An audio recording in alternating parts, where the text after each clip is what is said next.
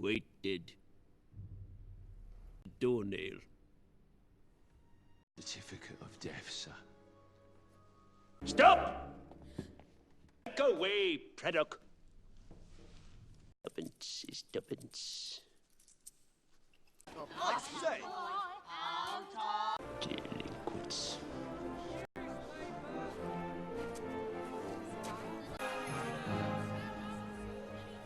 Very hungry. Any more for hungry, sir? Any scrap? Starving, sir. We're very hungry. Ah, Merry Christmas from His Lordship the Mayor.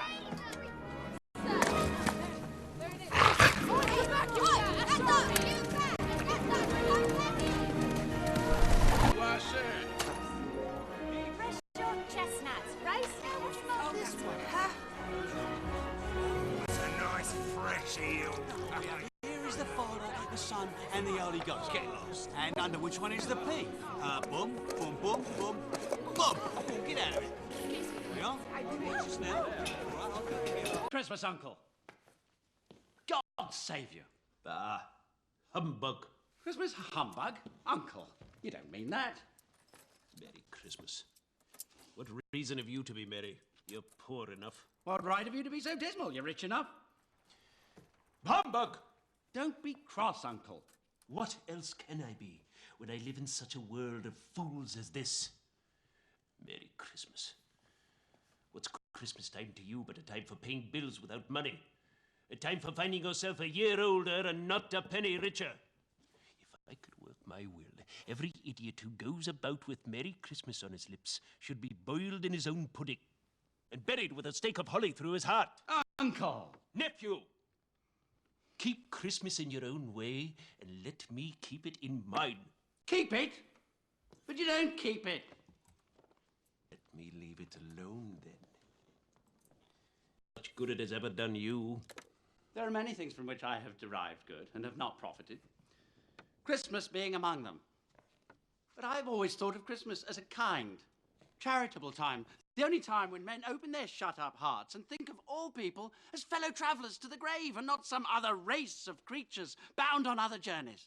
And therefore, Uncle, although it has never put a scrap of gold or silver in my pocket, I believe it has done me good, and I say God bless it!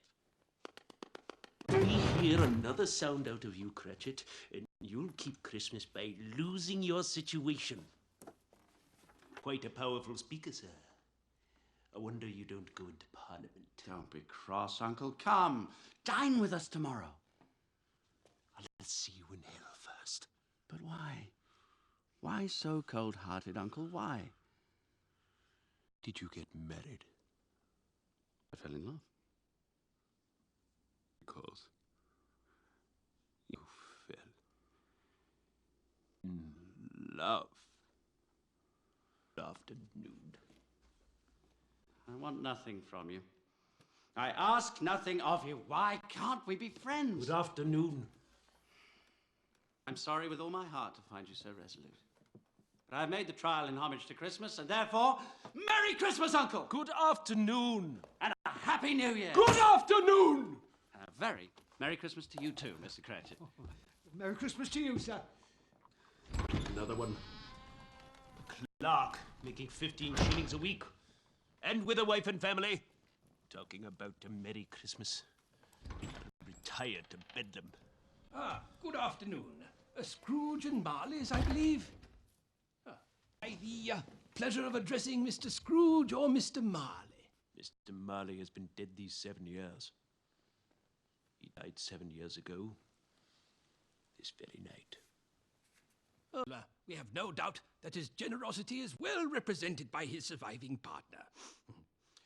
At this festive season of the year, Mr. Scrooge, it is more than usually desirable that we should make some slight provision for the poor and the destitute. Many thousands are in want of common comfort, sir. Are there no prisons? Yes, plenty of prisons. And the union workhouses, are they still in operation?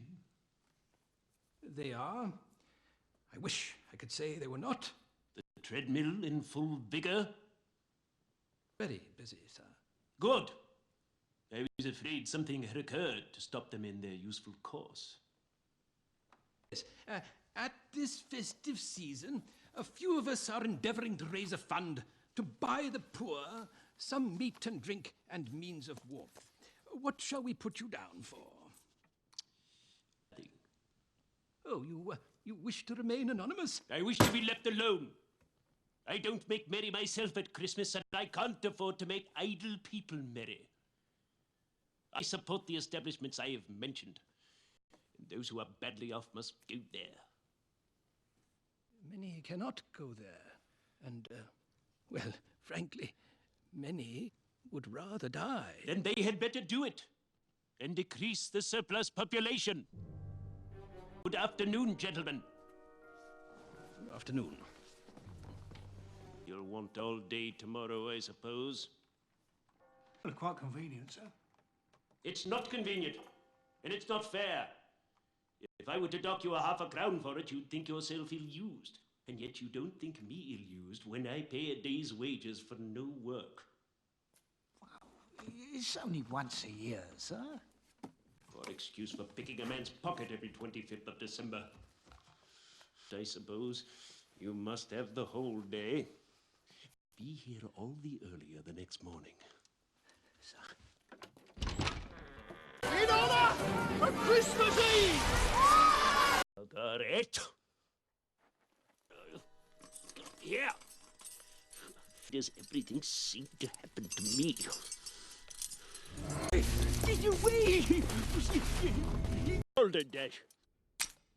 Giving myself the willies. What is? It's all still a house. How now? What do you want with me? Much. Who are you? Ask me who I was. Who were you then? In life, I was your partner, Jacob Marley. Will you sit down? I can. Do it then. You do not believe in me. Don't.